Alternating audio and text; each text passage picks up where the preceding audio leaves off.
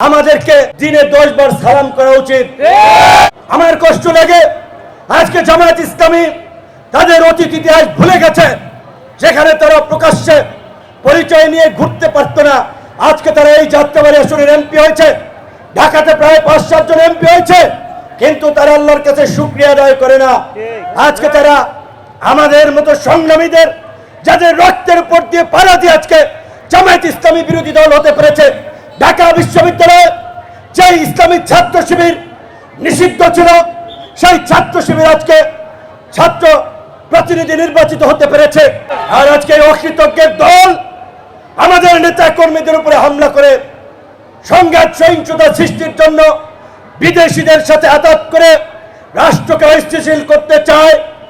আপনারা শুনেছেন তারা বিদ্যুৎ জ্বালানির নামে বিভিন্ন ধরনের ইস্যুতে হঠকারী কর্মসূচি দিয়ে জনগণকে বিভ্রান্ত করছে।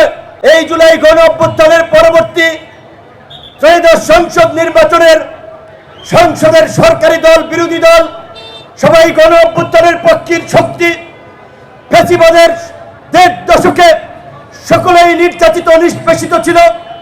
জামাতের নেতারা যাদের নিশ্চিত ফাঁসি হতো, মৃত্যুর দড়ি গলায় নিয়ে কারাগারে থেকেছে, আজকে তারা আমাদের সংগ্রামের কারণে, আমাদের রক্তদানের কারণে তারা আজকে এমপি হয়েছে, বিরোধী দল হয়েছে। এই জামাতকে ভুলে গেলে চলবে না। আওয়ামী লীগের আমলে তারা নিজের পরিচয় দিয়ে রাস্তায় কোনো কাজ করতে পারে না।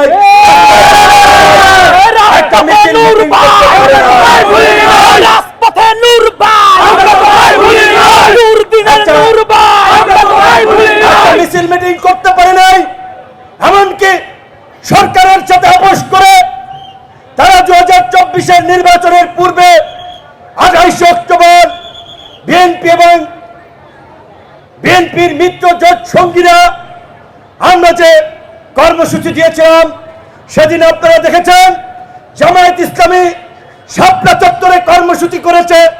সরকারের সাথে আপোষ করে নির্ধারিত সময়ের আগেই কর্মসূচি শেষ করে সেফ এক্সিট নিয়েছিল। আর ওই বিএনপি এবং আমরা যারা যুগপৎ আন্দোলন করেছি, আমরা লড়াই করেছি, আমাদের কর্মীরা আহত হয়েছে, কিন্তু তারপরেও ওই 24-এর দামি নির্বাচনকে বর্জন করে নির্বাচন প্রতিহত করার জন্য ঢাকার অলিতে গলিতে লিফলেট বিতরণ করেছি, জনগণকে উৎসাহিত করেছি, বিক্ষোভ করেছি, কোনোভাবেই আপোষ করি নাই।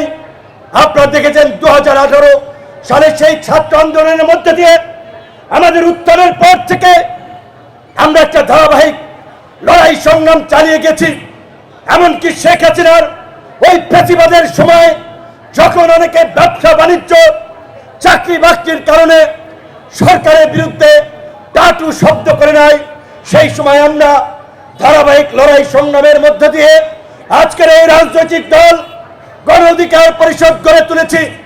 কাজে আমরা একটা কথা পরিষ্কার বলতে চাই, আজকে ওই জামাত শিবিরের বট বাহিনী কিংবা ওই দেশের বাইরে থাকা সাইবার সন্ত্রাসী ওই 2 টাকার ভাড়াটে ইউটিউবাররা আমাদেরকে নিয়ে যত কথাই বলুক, আমি আজকে একটি ফেসবুক পোস্টের মাধ্যমে বলেছি, বন্ধুগণ, ওই ভাড়াটে ইউটিউবাররা ভাড়ায় খাতে রাষ্ট্রের গুরুত্বপূর্ণ ব্যক্তিদেরকে নিয়ে কুৎসা রটনা করে সমাজে হিংসা বিদ্বেষ হানাহানি ছড়িয়ে দিতে চায়।